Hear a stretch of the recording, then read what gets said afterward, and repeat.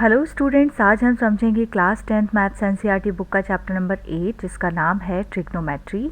आज हम इस चैप्टर की एक्सरसाइज 8.4 के क्वेश्चन नंबर 2 को सॉल्व करेंगे।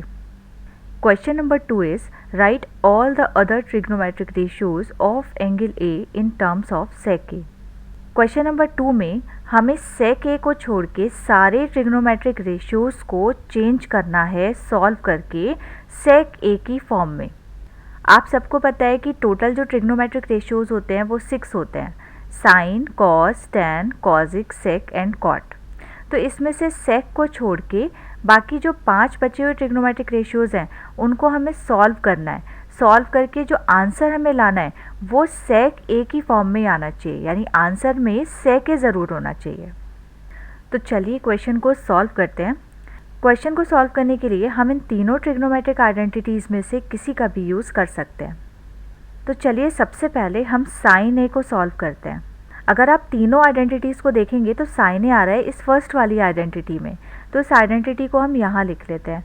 ये होती है cos square A plus sine square A equal to में 1। अब देखिए अगर इससे साइन स्क्वायर ए की वैल्यू निकालेंगे तो कॉज स्क्वायर ए चला जाएगा राइट हैंड साइड में। इट मीन्स यहाँ हो जाएगा 1 माइनस कॉज स्क्वायर ए। अब अगर आप साइन ए की वैल्यू से निकालेंगे तो ये जो स्क्वायर है ये हट जाएगा, और जब भी स्क्वायर हटता है तो वो दूसरी साइड यानी इक्वल टू की दूसरी साइड जाके हो जाता है अंडर रूट में। तो यहाँ हो जाएगा अंडर रूट में 1 माइनस कॉज स्क्वायर ए। अब साइन ए की जो वैल्यू हमने निकाली है इसको हम यहाँ पर रख देते हैं। तो यहाँ हो जाएगा sine A equal to 1 minus cos square A. अब हमें पता है कि कॉज ए का एक फॉर्मूला और होता है 1 अपॉन में सेक ए। अब क्योंकि यहाँ पे स्क्वायर लगा है तो यहाँ पर भी हमें पूरे में स्क्वायर लगाना पड़ेगा। अब देखिए 1 का स्क्वायर होता है 1 और सेक का स्क्वायर करेंगे तो ये हो जाएगा सेक स्क्वायर ए। अब इस 1 के नीचे हम लिखेंगे 1 क्योंकि हमें लेना होगा एलसीएम। अब देखिए क्रॉस मल्टीप्लाई करके हम एलसीएम लेंगे, तो सेक स्क्वायर ए की 1 से मल्टीप्लाई करेंगे तो हो जाएगा सेक स्क्वायर ए, 1 की 1 से करेंगे तो हो जाएगा 1, और नीचे डिवाइड में sec square A as it is रहेगा। अब देखिए जो रूट हमारे पास है इसको हम इंडिविजुअली लिख लेते हैं न्यूमरेटर और डिनोमिनेटर वाली वैल्यूज़ पे। तो यहाँ हो जाएगा अंडर रूट में सेक स्क्वायर ए माइनस 1, और नीचे जो सेक स्क्वायर ए है इसके ऊपर भी हम रूट चढ़ा देते हैं तो ये भी हो जाएगा सेक स्क्वायर ए। अब यहाँ पर लिखा है सेक स्क्वायर ए माइनस 1, तो इसको तो हम रूट से बाहर निकाल नहीं सकते क्योंकि सेक स्क्वायर ए के साथ में यहाँ पर -1 भी लगा है, तो इसको तो हमें एज इट इज़ ही छोड़ना होगा। बट ये जो नीचे सेक स्क्वायर ए लिखा है इसको हम लिख सकते हैं सेक ए, क्योंकि यहाँ पर स्क्वायर है और स्क्वायर को हम रूट से बाहर निकाल सकते हैं। इट मीन्स ये जो साइन ए है ये इक्वल आ गया अंडर रूट में sec square A minus 1 divide में सेक ए के। और यही तो हमें करना था कि ट्रिग्नोमेट्रिक रेशियोज़ को चेंज करना था सेक ए की फॉर्म में। तो देखिए आंसर हमारा सेक में आ चुका है, तो ये फर्स्ट वाला ट्रिग्नोमेट्रिक रेशियो हमने चेंज कर दिया है, तो ये हम आंसर मान लेते हैं। चलिए अब हम करेंगे सेकेंड ट्रिग्नोमेट्रिक रेशियोज़ को सेक ए में चेंज। तो सेकेंड ट्रिग्नोमेट्रिक रेशियो होता है कॉज ए। अब देखिए कॉज ए को तो हम डायरेक्टली लिख सकते हैं 1 अपॉन में सेक ए, क्योंकि कॉज ए का तो फॉर्मूला ही होता है 1 अपॉन सेक ए। तो देखिए कॉज ए तो ऐसे ही चेंज हो गया सेक ए में, तो इसको ही हम आंसर कंसीडर कर लेंगे। अब नेक्स्ट ट्रिग्नोमेट्रिक रेशियो बचा है टैन, तो हम लिखेंगे टैन ए। अब इन तीनों आइडेंटिटीज़ में टैन ए आ रहा है सेकेंड वाली आइडेंटिटी में, तो इसको हम इस साइड लिख लेते हैं 1 plus tan square A equal to sec square A. अगर यहाँ से टैन की वैल्यू निकालेंगे तो हो जाएगा tan square A equal to sec square A minus का 1। ये जो 1 है ये चला जाएगा राइट हैंड साइड में। अब देखिए tan A is equal to हो जाएगा अंडर रूट में सेक स्क्वायर ए माइनस 1, क्योंकि जब स्क्वायर हटाएंगे तो ये चला जाएगा राइट हैंड साइड में और यहाँ पर चढ़ जाएगा रूट।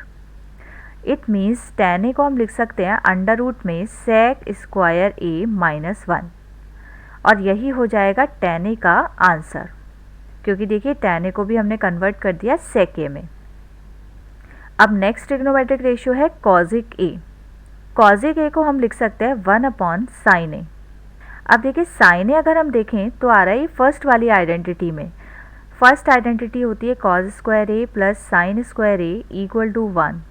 इससे साइन स्क्वायर ए इक्वल हो जाएगा 1 माइनस कॉज स्क्वायर ए के, और अगर इससे हम साइन ए की वैल्यू निकालेंगे तो ये हो जाएगी अंडर रूट में 1 माइनस कॉस स्क्वायर ए, क्योंकि स्क्वायर हटाएंगे तो रूट तो चढ़ना ही है राइट हैंड साइड में। अब इस साइन ए के प्लेस पर हम रख देते हैं 1 माइनस कॉस स्क्वायर ए। अब कॉस का एक और फॉर्मूला हमें पता है, ये होता है 1 अपॉन सेक ए, और स्क्वायर लगा है कॉस के ऊपर तो स्क्वायर तो हमें लगाना ही होगा।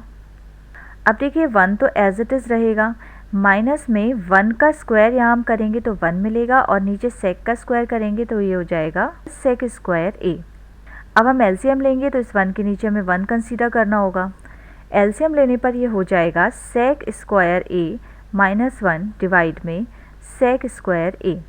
अब ये जो रूट लगा है इसको हम इंडिविजुअली इन दोनों टर्म्स के साथ रख लेते हैं, तो यहाँ हो जाएगा अंडर रूट में सेक स्क्वायर ए माइनस 1, और नीचे जो सेक स्क्वायर ए है इस पे भी अंडर रूट चढ़ जाएगा। अब देखिए जो नीचे सेक स्क्वायर ए है इसको तो हम रूट से बाहर निकाल सकते हैं, तो ये हो जाएगा सेक ए ओनली, बट ऊपर वाले सेक स्क्वायर ए का जो रूट है वो नहीं निकाल सकते क्योंकि इसके साथ में -1 भी है, तो ये पूरी एक ही टर्म काउंट होगी। अब देखिए जो नीचे वाला सेक ए है इसको हम ले जाते हैं ऊपर की साइड, तो ये हो जाएगा सेक ए डिवाइड में अंडर रूट में सेक स्क्वायर ए माइनस 1, और यही होगा हमारा आंसर क्योंकि कॉजिक को हमने किस में कन्वर्ट कर दिया, सेक ए में, और यही तो हमें करना था। चलिए अब हम कन्वर्ट करते हैं कॉट ए को सेक ए की टर्म में। कॉट ए को हम लिख सकते हैं 1 अपॉन टैन ए, और अगर इन आइडेंटिटीज़ को आप देखेंगे तो टैन ए आ रहा है सेकेंड वाली आइडेंटिटी में, तो इसको हम साइड में लिखते हैं 1 plus tan square A equal होता है सेक स्क्वायर ए के। इससे टैन स्क्वायर ए इक्वल हो जाएगा सेक स्क्वायर ए माइनस 1 के, और अगर हम टैन ए की वैल्यू निकालेंगे तो रूट चढ़ जाएगा इस वैल्यू पर, तो यहाँ हो जाएगा अंडर रूट में sec square A minus 1। Tan A के प्लेस पर ये जो अरेंजमेंट है ये हम यहाँ पुट कर देते हैं, तो देखिए इधर हो जाएगा 1 अपॉन अंडर रूट में सेक स्क्वायर ए माइनस 1। तो देखिए कॉट ए को हमने कन्वर्ट कर दिया है सेक ए की फॉर्म में, तो यही हो जाएगा इसका फाइनल आंसर।